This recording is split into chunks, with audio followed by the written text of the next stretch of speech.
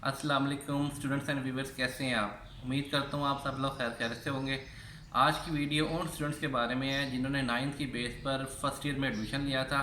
अब उनका मैट्रिक का रिजल्ट आ गया है, तो बहुत सारे स्टूडेंट्स ये पूछ रहे हैं कि अब हमने अपने मुतलका कॉलेज में कौन कौन से डॉक्यूमेंट सबमिट करवाने हैं। तो इसी के बारे में आज की वीडियो। तो सर अदनान से हम पूछते हैं कि सर हमें बताएं उन्होंने कौन कौन से डॉक्यूमेंट सबमिट करवाने हैं। जी जी अस्सलाम वालेकुम स्टूडेंट्स एंड व्यूवर्स। जी बहुत शुक्रिया सर, आपने मुझे बोलने का मौका दिया।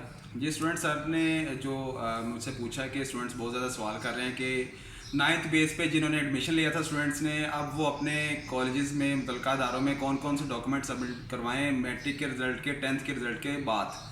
तो स्टूडेंट जिन्होंने 9th बेस पे एडमिशन लिया था वो अपने 10th क्लास के रिज़ल्ट की ओरिजिनल रिज़ल्ट कार्ड की फ़ोटोकॉपी और एक करेक्टर सर्टिफिकेट उसकी फ़ोटोकॉपी ये जमा करवानी है आपने।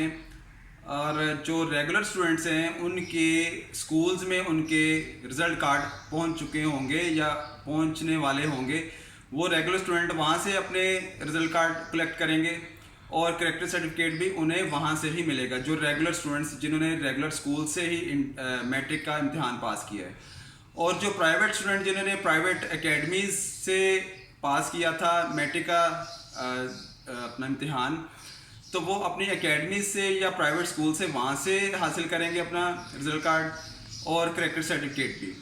और जो स्टूडेंट जिन्होंने किसी भी एकेडमी या प्राइवेट स्कूल में एडमिशन नहीं लिया था वो रिज़ल्ट कार्ड उनके घरों में आ जाएगा। और करेक्टर सर्टिफिकेट जो है वो अपने किसी भी मुतल्लिका जो पास घर के करीबी एकेडमी है प्राइवेट एकेडमी, वहाँ से जो अगर उनको जानते हैं तो वो आपको बना देंगे।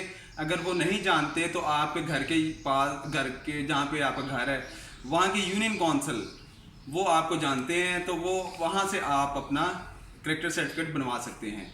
और जिन्होंने एक इसमें एक ख़ास बात ये आपको मैं नोट करवा दूं, जिन्होंने किसी भी अदारे से नहीं दिया था इम्तिहान, घर से बैठे दे दिया था, अप्लाई वहाँ से घर से किया था, तो स्टूडेंट उनका रिज़ल्ट कार्ड अगर नहीं आता, घर नहीं पहुँचता, तो वो अपने मुतल्लिका डाकखाने पोस्ट ऑफिस वहाँ से पता करें जल्द अज जल्द।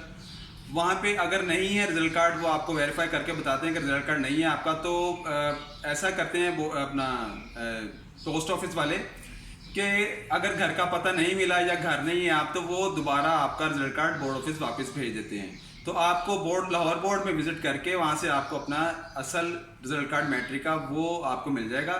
तो फिर आपने उसकी कॉपीज़ करवा के अपने मुतल्लिका अदारों में जमा करवानी है। और जिन स्टूडेंट ने 9th बेस पे फर्स्ट ईयर में हमारे अदारे में दाखिला लिया था, तो मैट्रिक के रिजल्ट के बाद उन्होंने अपने मैट्रिक का रिजल्ट कार्ड की कॉपीज़ और करेक्टर सर्टिफिकेट की कॉपी 22 जुलाई तक जमा करवाना है। उसके ऊपर अपना रोल नंबर भी मेंशन करके फिर आपने मुतल्लिका डिपार्टमेंट में जमा करवाना है। तो स्टूडेंट जिनके अब मैट्रिक जिन्होंने कर ली है, मैट्रिक कर ली है, अब वो मैट्रिक बेस पे अप्लाई करना चाह रहे हैं स्टूडेंट्स अपने किसी इदारे में फर्स्ट ईयर की क्लास के एडमिशन में, तो वो अपने असल रिज़ल्ट कार्ड की कॉपीज़ वो लेके जल्द से जल्द अपने करीबी इदारों में जाएं। और इसके अलावा ऑनलाइन अप्लाई करने का तरीकाकार क्या है, वो औकास की वेबसाइट के बारे में हम आपको एक जामिया मुकम्मल वीडियो बताएंगे कि किस तरीके से आप घर बैठे ऑनलाइन अप्लाई कर सकते हैं। तो स्टूडेंट्स जल्द से जल्द आप रब्ता करें अपने मुतल्लिका नेर कॉलेज में, ताकि आप जल्द से जल्द एडमिशन हासिल करें, क्योंकि इसमें अब 9th बेस पे पहले ऑलरेडी बहुत ज़्यादा स्टूडेंट्स ने एडमिशन लिया है, अब सीटें कम हैं, इसलिए कंपटीशन बहुत ज़्यादा है। तो जल्द से जल्द आप जो है मुतल्लिका अपने करीबी किसी कॉलेज में जाकर वहाँ पर रब्ता करें। जी अस्सलाम वालेकुम।